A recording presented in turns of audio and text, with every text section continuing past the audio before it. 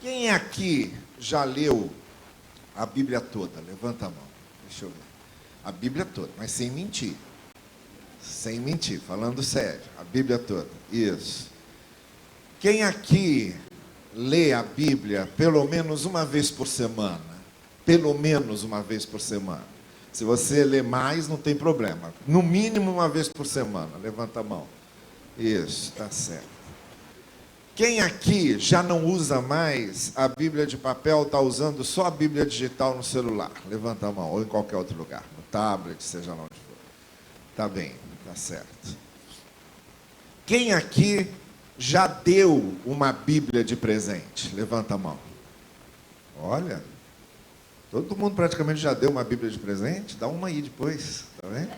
Quem aqui já recebeu uma Bíblia de presente? Vocês deram uns para os outros, né? Tá certo. Eu estou falando isso porque hoje é o dia da Bíblia. No nosso calendário de efemérides denominacionais, hoje é o dia que comemoramos o dia da palavra, o dia da Bíblia. E eu queria ler com você um texto, porque hoje eu quero falar sobre a Bíblia. Quero falar sobre algumas coisas sobre a Bíblia com você. O texto que eu quero ler é 2 Timóteo, capítulo 4. 2 Timóteo, segunda carta de Paulo a Timóteo, capítulo 4. Eu quero ler o verso 13. Segunda carta a Timóteo, capítulo 4, verso 13. Quando você vier, traga a capa que deixei na casa de Carpo, em Troade, e os meus livros, especialmente os pergaminhos. Bem, eu vou ler de novo. Quando você vier, traga a capa que deixei na casa de Carpo, em Troade, e os meus livros, especialmente os pergaminhos. Por que eu estou lendo esse texto? Paulo estava preso. Já está no finzinho da vida. Provavelmente na sua prisão em Roma. Está dando aqui as últimas instruções a Timóteo, sem saber que a sua execução já estava próxima. Como também ele vai fazer com Tito, dando as últimas instruções a Tito. Está falando de pessoas. Está preso, lembrando-se de muita coisa que ele fez, e fez muita coisa. Fez muita coisa. Está pensando naquelas pessoas que o apoiaram, que também se dedicaram ao serviço do reino, como ele. Também está falando e se lembrando de pessoas que, em vez de o ajudar, o atrapalharam, que foram ingratas com ele, que o abandonaram de alguma forma. Está falando de lugares por onde ele passou, lugares que ele conheceu para poder semear a palavra, para poder pregar o evangelho, para poder edificar vidas. Está falando de igrejas que ele organizou, que ele começou, que ele deu início, outras que ele conheceu, algumas que ele abençoou, algumas que lhe deram muito trabalho, como a igreja de Corinto. Mas principalmente, ele está falando aqui de duas coisas que nos parecem muito claras nesse texto. Está pedindo a Timóteo para que, quando for visitá-lo, leve coisas que ele estava precisando. Precisando fisicamente, precisando emocionalmente e precisando mentalmente. Fisicamente, ele está precisando da capa. Provavelmente era inverno, a capa era um dos agasalhos que normalmente se usava para se aquecer do frio. Era mais ou menos no estilo desse poncho que se usa lá no Peru, sabe? Era alguma coisa semelhante. que a pessoa colocava pela cabeça para se agasalhar. Então ele estava falando de coisas que ele precisava para o seu corpo, para aquecer o seu corpo. Também ele está falando de coisas que ele precisava para aquecer suas emoções. Por isso ele está dizendo a Timóteo: venha me visitar. E nesse mesmo capítulo, num versículo ali ao redor desse versículo que nós lemos, ele está dizendo: olha, traga João Marcos com você. João Marcos tinha sido uma pessoa com quem Paulo foi tremendamente injusto. João Marcos, durante a primeira viagem missionária, tinha querido voltar para casa. Muito jovem, muito inexperiente, muito temeroso. Sentiu saudade da família, achou que aquilo lá era muito pesado para ele. E aí resolveu voltar para casa. Voltou no meio da viagem. E Paulo ficou ofendidíssimo. Porque Paulo era o tipo de pessoa que ou faz direito ou não faz. Tem que fazer o melhor que você puder, e o melhor que você pode, no mínimo, é o perfeito. Ele era esse tipo de pessoa muito exigente com ele e com os outros. Então ele não engoliu aquele negócio de João Marcos abandonar a viagem. E na segunda viagem missionária, quando Barnabé aparece lá com João Marcos a tiracolo, Paulo diz assim: de jeito nenhum, esse aí não vai comigo, esse aí eu não quero. Aí Barnabé compra uma briga com ele. Barnabé defende João Marcos.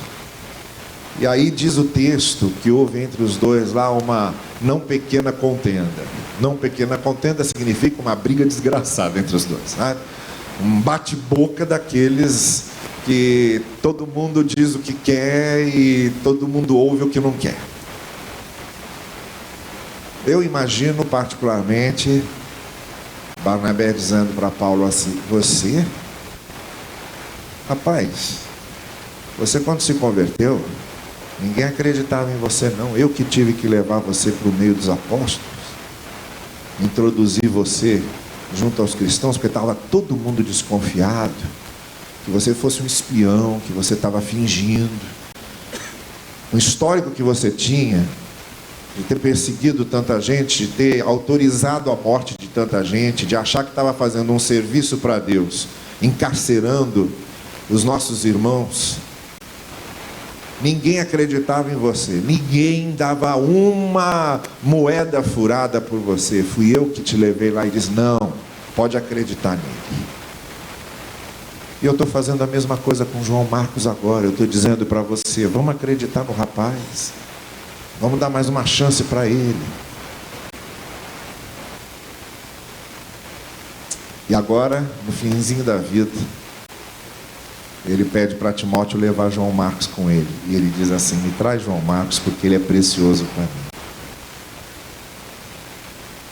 Olha, uma das melhores coisas que podem acontecer com a gente é a gente ter vida longa para revisar uma série de coisas que a gente faz.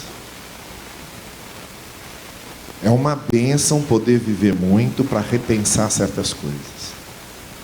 É muito triste quando a nossa vida termina logo, sem que a gente tenha tempo de consertar, de repensar, de reavaliar as coisas.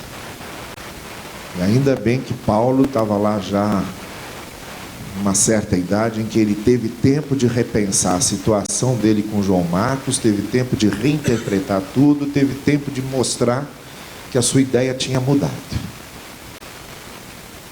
Deus nos dê sempre a graça de termos tempo de mostrar que a nossa ideia mudou.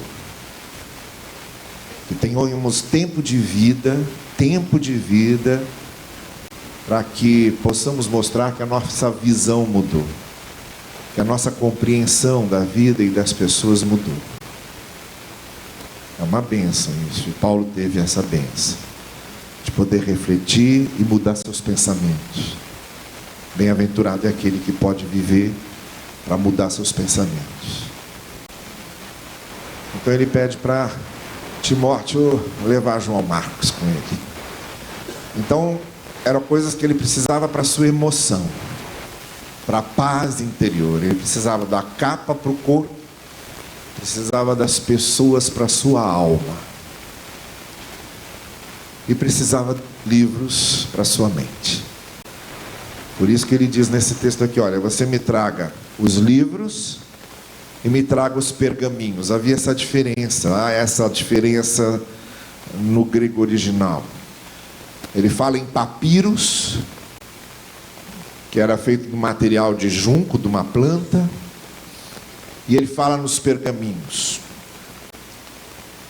Uma grande parte dos estudiosos e exegetas desses textos bíblicos acredita que quando ele fala em papiro, fala em livros, ele está falando de vários livros. Paulo era um leitor muito bem informado.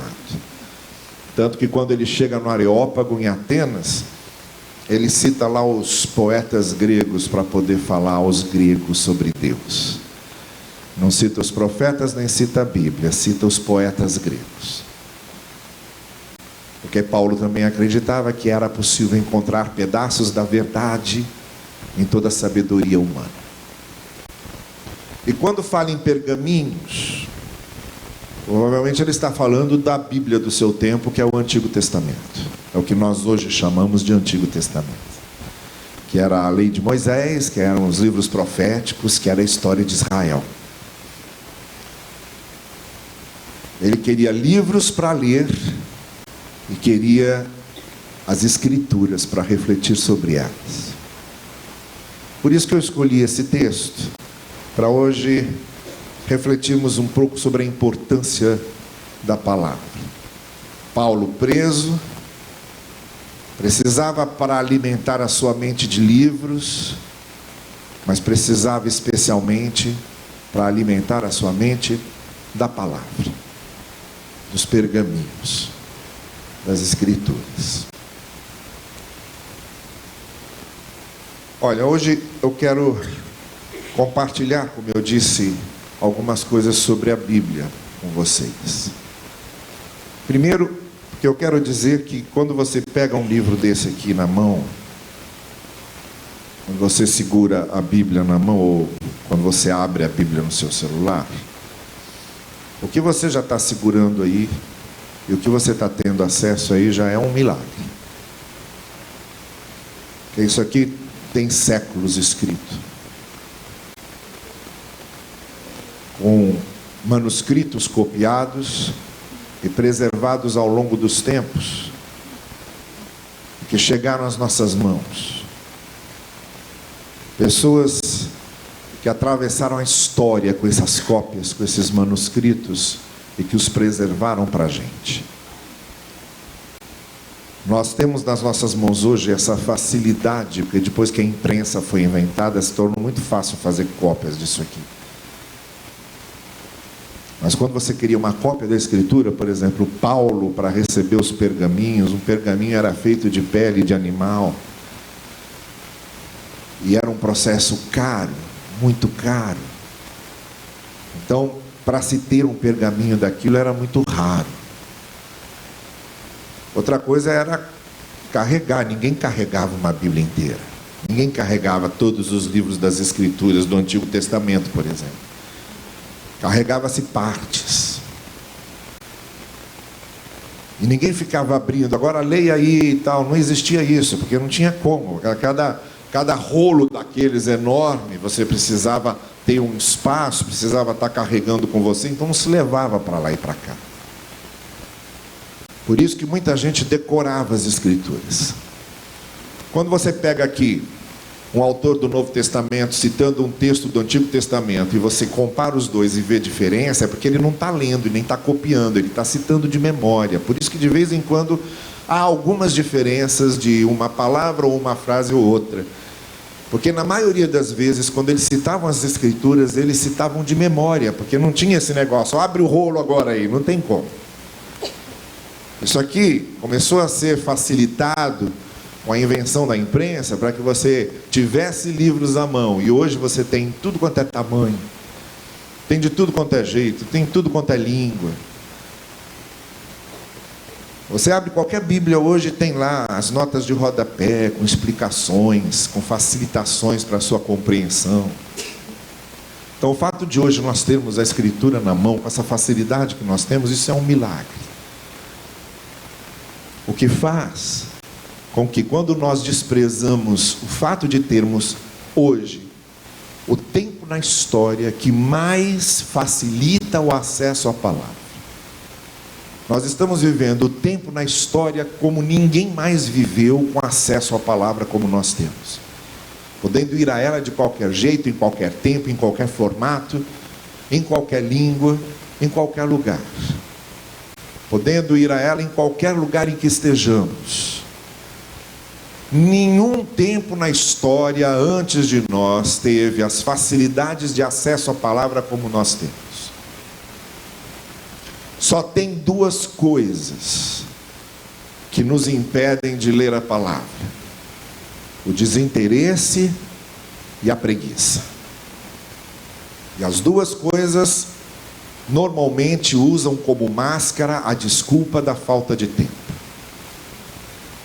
Quando nós temos desinteresse, nós não achamos tempo. E quando nós temos preguiça, nós também não achamos tempo. São as únicas duas coisas que nos impedem de ler a palavra, de refletir sobre a palavra, é não estarmos interessados ou termos preguiça de ler.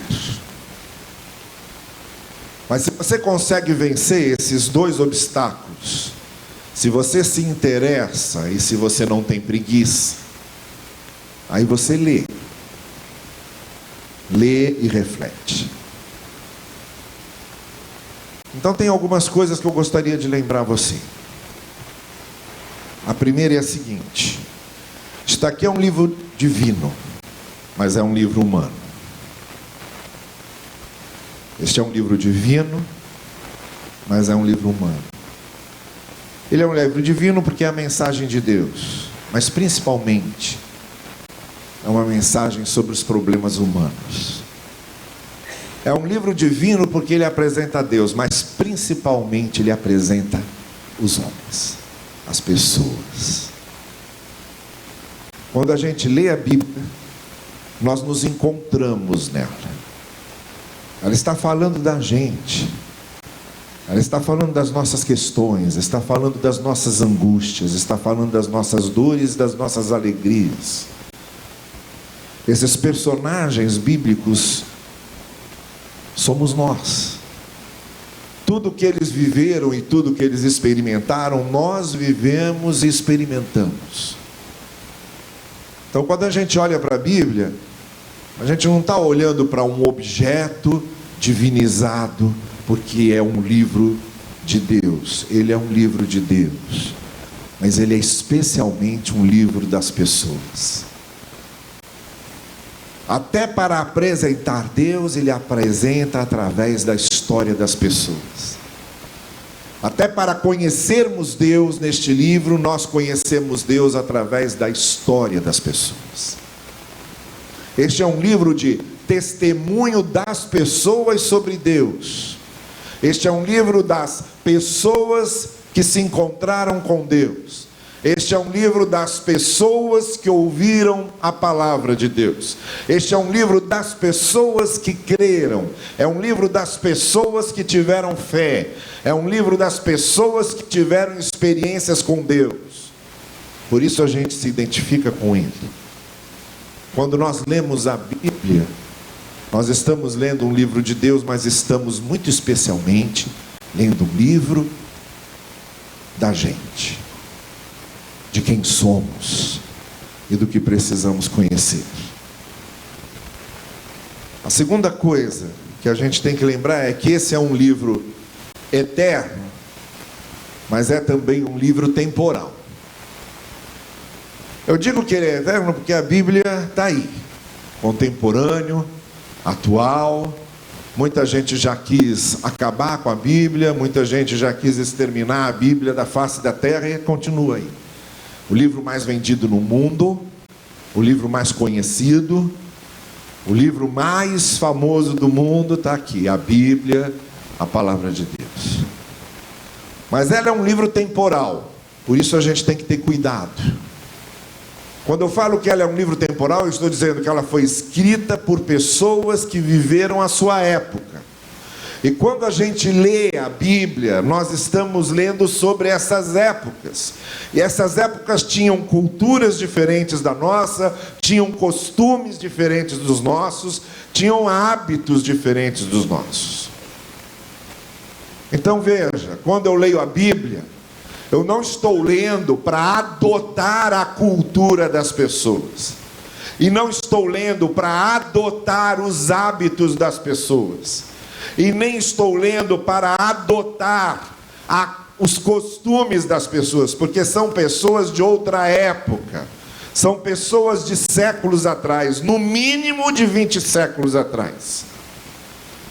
Então é um livro temporal que quando eu leio, eu tenho que ter o cuidado e a distinção de separar. Isso aqui é uma mensagem que dura para sempre. Isso aqui é uma mensagem eterna. Isso aqui serve para mim hoje. Ou então eu dizer, não, isso aqui é uma descrição de um costume da época, de uma cultura circunstancial, contextual, histórica, de um hábito que pertencia àquele tempo e não tem mais nada a ver comigo hoje. Porque se a gente não tomar esse cuidado, a gente faz o que muita gente está fazendo aí, em usar a Bíblia para fazer a pessoa carregar fardos que ela não precisa carregar. Então nós temos um livro eterno, mas que foi escrito por pessoas que viveram tempos diferentes dos nossos. Então é um livro que quando eu leio, eu estou querendo descobrir quais são os princípios que permanecem sempre. E não apenas aqueles costumes que duraram uma época.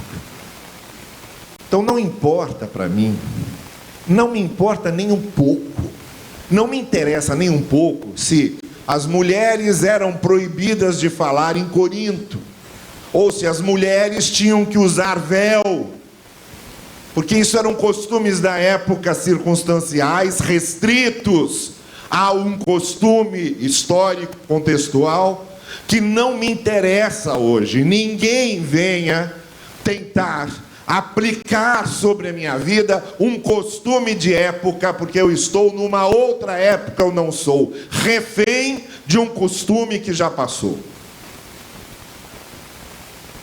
Então, quando a gente vê certos absurdos que são ensinados às pessoas, que são impostos a essas pessoas e que não resistem ao exame mais criterioso, mais sério, mais profundo da palavra.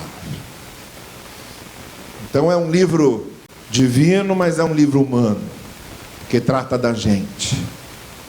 É um livro eterno, mas é um livro temporal, porque reflete culturas e costumes que não são mais os nossos. Eu preciso ir aos princípios desse livro e não às suas descrições culturais. Em terceiro lugar, eu tenho que me lembrar que quando eu abro a Bíblia, quando eu examino a Bíblia, eu estou lendo um livro que é fácil acesso, embora pareça difícil. E que é um livro especial, mas é comum. É especial porque tem uma linguagem própria. Por exemplo, se você lê os livros proféticos, ele possui toda uma linguagem de ilustrações, de figuras. A mesma coisa acontece, por exemplo, com o livro do Apocalipse. A mesma coisa acontece com algumas cartas que tratam de assuntos específicos. Alguma coisa também parecida acontece quando eu leio um livro poético como Salmos, ou um livro de sabedoria como Provérbios. Cada um desses livros tem um estilo próprio, tem um gênero próprio.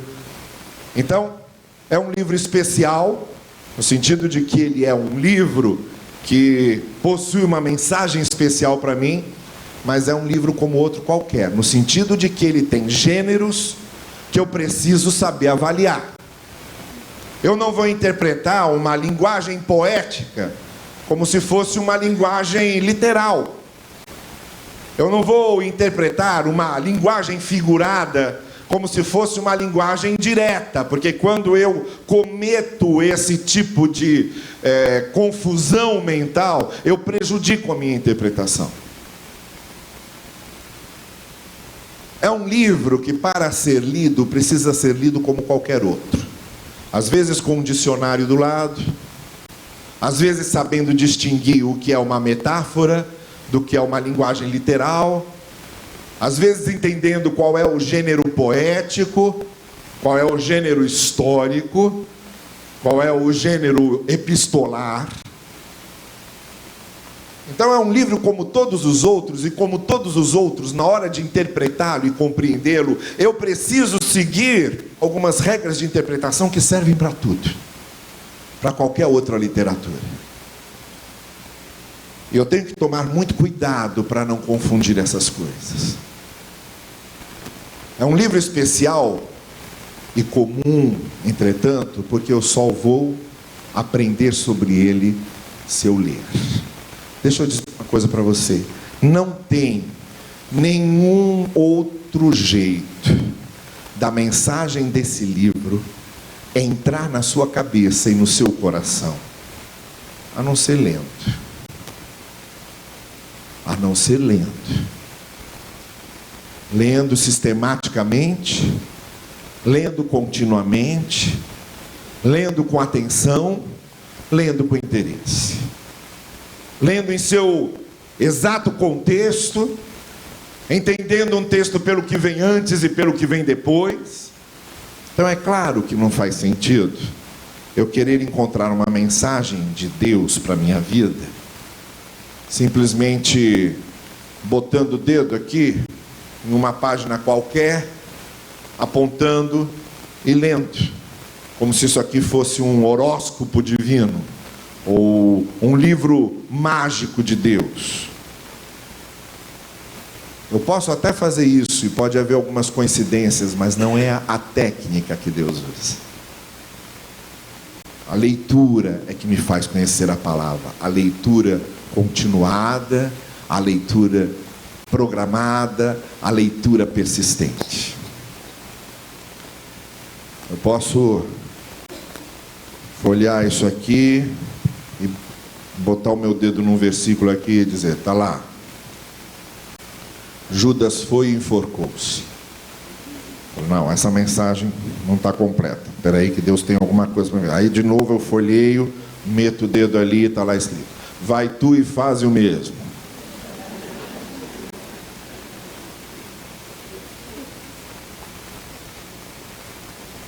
Olha, a gente ri às vezes, mas a quantidade de gente que existe hoje em dia e que acha que Deus pode falar com eles desse jeito. Quando Paulo pede os pergaminhos, ele pede para que ele possa ler, ele pede para que ele possa estudar, ele pede para que ele possa refletir. É um livro especial, mas o meu acesso a ele eu tenho como a qualquer outro livro. É através da leitura e é através do estudo. E a última coisa que eu queria me referenciar era isso. É um livro de vários assuntos, mas de um tema principal. Na palavra de Deus a gente encontra assuntos variados, trata de muita coisa, de muito tema, de muitas ênfases, mas tem um assunto que é o assunto principal. Deus nos amou, enviou o seu Filho para resgatar as nossas vidas. Então eu vou encontrar na Bíblia diversos conselhos e diversas orientações sobre diversos assuntos, diversos temas, diversos interesses meus, muito especialmente na área da conduta, na área da justiça, na área da ética. Mas tem um assunto que é principal e que está acima de todos eles, que é a graça de Deus para conosco revelada através de Cristo. Cristo é o personagem principal desta escritura. Ele está anunciado no Antigo Testamento, ele está cumprido no Novo Testamento. Ele está profetizado no Antigo Testamento, ele está historizado no Novo Testamento. Ele está anunciado nas palavras proféticas, ele está relatado nos evangelhos dos apóstolos. Cristo ocupa o grande centro, o grande âmago da Escritura Sagrada. É a graça de Deus revelada em seu Filho por nós. Então eu tenho que usar a Bíblia para crescer em vários aspectos. Crescer no meu convívio com as pessoas, crescer no cuidado comigo mesmo, crescer na maneira de eu andar, crescer na minha forma de defender o que é certo e o que é justo. Mas principalmente, eu uso a Bíblia porque este livro está nas minhas mãos para mostrar o que Deus fez para mudar a minha vida e para mudar o meu coração. Eu encontro neste livro a grande manifestação da graça de Deus, me mostrando quem eu sou e por que é que o Senhor me ama. Eu encontro neste livro o que o Senhor Jesus Cristo veio fazer por mim. Eu encontro neste livro a mensagem da redenção que está aqui, da primeira até a última página. Então eu posso usar a Bíblia para destacar diversas coisas, mas uma coisa nunca pode sair do meu campo de visão e do meu coração. É como essa palavra me apresenta a graça e o amor de Deus. Por isso eu queria concluir essa minha reflexão sobre a Bíblia fazendo um desafio para você. Nós vamos começar daqui a pouco um novo ano. Se você ainda não leu a Bíblia inteira, eu queria desafiar você a ler a Bíblia no próximo ano toda. Começando pelos livros que você ainda não leu, começando pela parte que você ainda não leu, e fazendo do próximo ano um ano em que você possa conhecer a Bíblia toda, em toda a sua mensagem.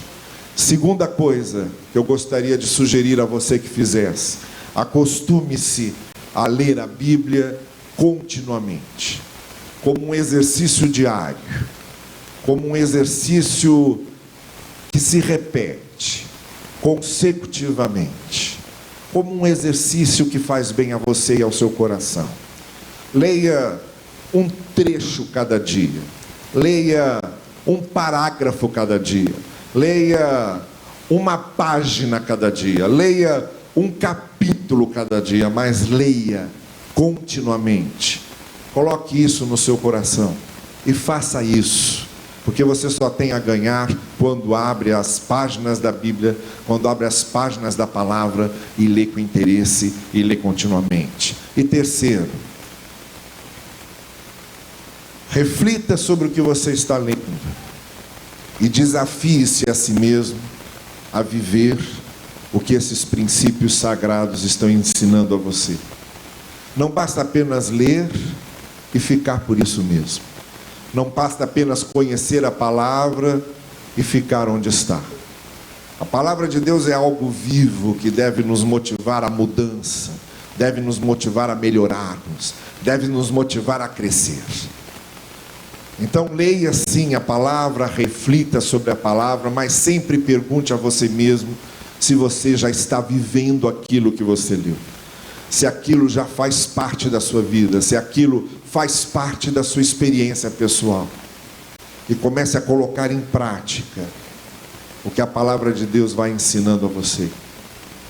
E a última coisa que eu quero sugerir a você: aprenda a confiar na graça que a palavra de Deus nos revela. Aprenda a confiar no amor divino, no amor eterno, no amor demonstrado em Cristo Jesus, que está aqui revelado justamente para nos confortar e nos animar e nos incentivar e nos manter em pé. Só há uma coisa que nos mantém em pé e com as forças renovadas é nós nos lembrarmos continuamente que a graça do Senhor nos sustenta, que o Senhor nos ama, que o seu Filho está conosco e que o seu Espírito habita em nós. Use a palavra de Deus para que a vida que você vive não seja apenas um dia após o outro, não seja apenas comer para trabalhar e trabalhar para comer, não seja apenas acordar e dormir, mas use essa palavra para que a graça de Deus nela revelada mostre a você a beleza, o sentido, a grandiosidade, a abrangência, a profundidade do que o amor de Deus pode fazer por nós. A palavra de Deus está nas suas mãos. Não a deixe apenas numa prateleira da estante. Não a deixe em cima de uma cômoda.